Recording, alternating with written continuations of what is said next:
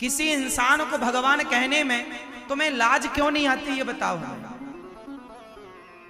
गुरु को भगवान के तुल्य मानने से आपकी समस्या हल होगी, नहीं तो होए को नहीं। नमस्कार दोस्तों, स्वागत है आप सभी का हमारी एक और नई वीडियो में। आज की इस वीडियो में हम जानेंगे क्या गुरु को भगवान के तुल्य मानना चाहिए, क्या गुरु जो है वो भगवान के बराबर होता है। जानेंगे दो संतों के विचार। तो सबसे पहले जानेंगे हम अनिरुद्ध आचार्य जी महाराज के विचार।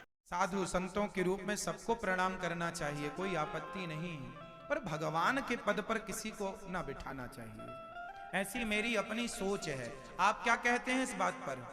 ऐसे तो फिर बहुत सारे भगवान हो जाएंगे।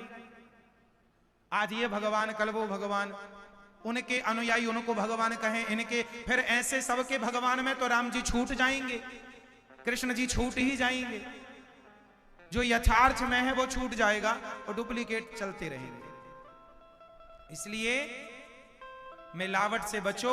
केवल मार्केट में घी ही मिलावटी नहीं आ रहा है, मार्केट में भगवान भी मिलावटी चल रहे हैं। मिलावटी भगवान से बचो। मिलावटी घी हानिकारक है, ऐसे मिलावटी भगवान हानिकारक है। शुद्ध भगवान कौन? जोर से, भगवान श्रीमन नारायण। और मिलावटी आप जानते हैं। आइए अब जानते हैं संत रामपाल जी महाराज के गुरु विचार। भगवान नहीं होता, वो तो भगवान ना आए थे सीधे गुरु बन के, और अपनी भक्ति की सतिथि बना के रखनी थी। काल नो सोचा है नकली संत नकली पंथ बना के नकली नाम जाप करा के इनकी भगवान से आस्था हटा दूं। जो साधना ये करेंगे उससे लाभ तो होना नहीं, आपत्ति नो की नो पड़ेंगी आके, तो कुछ दिन में भक्ति छोड़ देंगे।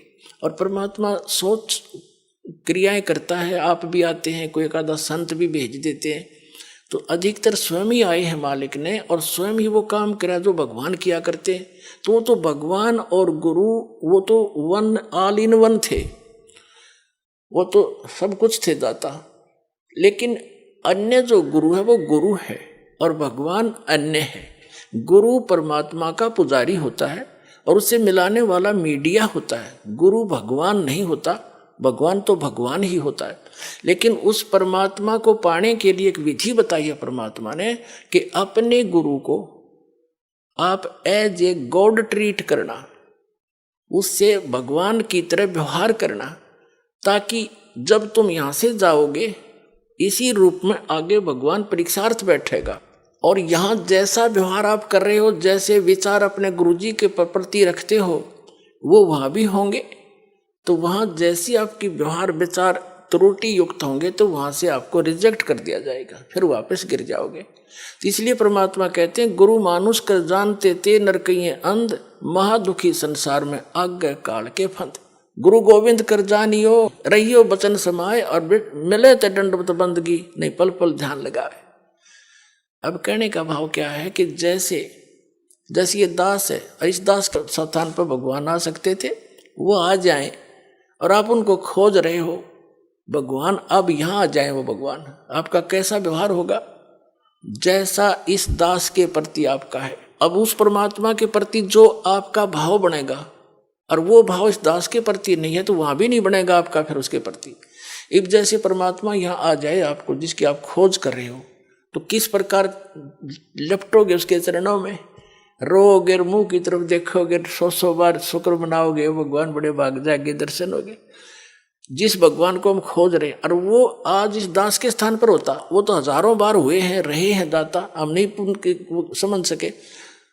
उसको जन साधारण एक भक्त संत समझ कर हमने उनसे डील किया। आप जो व्यवहार मेरे से कर रहे हो वैसा उसके साथ करोगे, तो परमात्मा वहां जब जाएगा तो यहाँ ये सोचकर हमने गुरुदेव से डील करना चाहिए कि मान लियो भगवान बैठे हमारे सामने, भगवान के सामने कपट से बात नहीं की जा सकती। जो वचन जो आदेश देव श्रोधार्य ही होना चाहिए, अपनी नहीं चलानी चाहिए, क्योंकि वो आपके हितैषी हैं, आपका बुरा नहीं चाहते, केवल भले के लिए आपको आदेश देंगे, ऐसा नहीं करना, ऐसा नहीं करना, केवल ऐसा ही करना। तो ये तुम वचन मानोगे तो भगत बनोगे और आपका कल्याण होगा। यहाँ कहते मुख पर वचन करे परमाना, और घर पर जाकर करे विज्ञाना। मुख पर तो गुरु जी की बात मान ले, हाँ जी हाँ जी, और घर जाकर न सोचो ना, नो थोड़ा ऐसे थोड़ा करना है, बताइए मर्यादा कैसे छोड़ेंगे? तो फिर के खाक से सो तुम।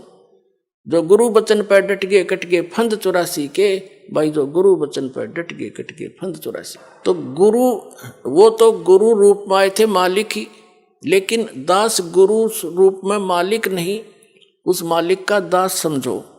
लेकिन गुरु को भगवान के तुल्य मानने से आपकी समस्या हल होगी, नहीं तो होए को नहीं। जैसे एक मैथमेटिक्स का, एक गणित का प्रश्न होता है ऋण का, उसमें मूलधन ज्ञात करना होता है। तो मूलधन तो होता करोड़ों रुपए में, अरबों में। उस अरबों करोड़ों वाले मूलधन को प्राप्त करने के लिए मानना पड़ता है, मान लीजिए मूलधन 100 रुपये।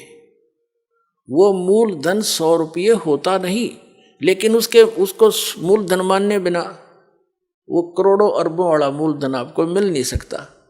तो जो परमात्मा है वो तो परमात्मा है, वो तो समर्थ है, लेकिन उस समर्थ को पाने के लिए इस दास को आपने मानना पड़ेगा मूलधन, यानी गुरु मान ले भगवान।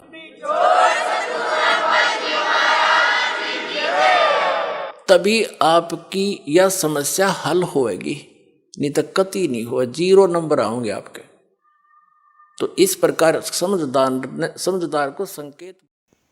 तो आज के लिए बस इतना ही। अगर वीडियो पसंद आई हो तो लाइक करें और सब्सक्राइब करें चैनल को। धन्यवाद।